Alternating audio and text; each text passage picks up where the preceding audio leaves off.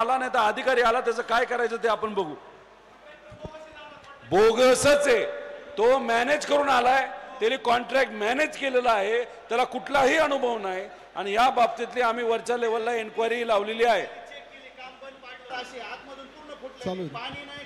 आहे का तुमचं नियंत्रण ह्या कामावर?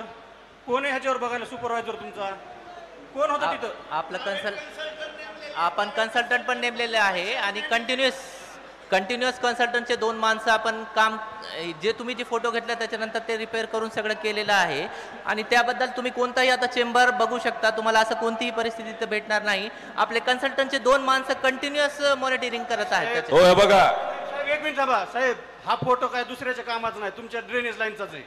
हा आम्ही काय बोलत नाही, बोलतो तुमचा सुपरवायझर ह्याच्यावर आहे का कामावर? तुमचा असता तर एवढं पाण्यात काम करून दिलं असतं का तुम्ही? कन्सल्टंटचे 2 तुम्ही काम करून दिलं असतं का? तुम्ही काम करून दिलं असतं का? आपण तसं खराब काम करून तुम्ही तुमचं काम करून बदल्या करून जाता।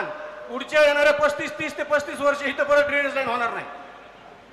तुमचं आहे का ह्याच्यावर सुपरवायझर कुणी? हा सुपरवायझर आहे, दाखवा ना कुठे मग। आता तुम्ही कधीचा फोटो घालते ते चेंबर एकदा आपण जाऊन दोघं पाहू, सकाळी या आपण दोघं जाऊन पाहू तुमचं जे अडचण आहे। आता पण काय गोट्या खेळत होता का? अरे हे फोटो काय बावड लोक आहेत का? नाही सर, ही काय वेडी लोक आहेत का? खिशात काढ, हात काढ आधी, लय शहाणा काम करतोय तू इथं, मिजाज खोर तू बनू नको, तुला सांगतोय।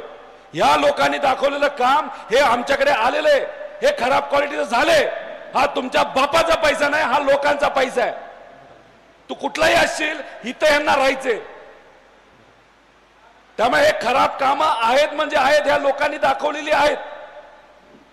उद्या बघतो करतो, तुमचे पराक्रम आम्हाला माहिती आहे, तुझ्या अधिकाऱ्याची पण माहिती आहेत। त्यामुळे अशा खराब क्वालिटीचं काम कुठलाही कन्सल्टंट तू लावला असला तरी ते चांगल्याच क्वालिटीचं काम झालं पाहिजे हे बघण्याची जबाबदारी तुमची आहे। जास्त अहंकार ह्याची तू दाखवू नको, उद्या ही माणसं पिसाळली ना तुला फिरता येणार नाही इकडं। हे असले काम चुकार असतील ना डायरेक्ट शेण थापा यांच्याची। राज्य लेवलला जे कोणी अधिकारी नाही तर मंत्री चुकीच्या पद्धतीने वागत असतील त्यांना बऱ्यापैकी सरळ करण्याचं काम हे आम्ही सर्वांनी केलेलं आहे। राज्य पातळीवरच्या नेत्यांना आणि अधिकाऱ्यांनाच आम्ही सरळ ठेवू शकतो, तर तालुका लेवलला काही ते अडचणीचं नाही।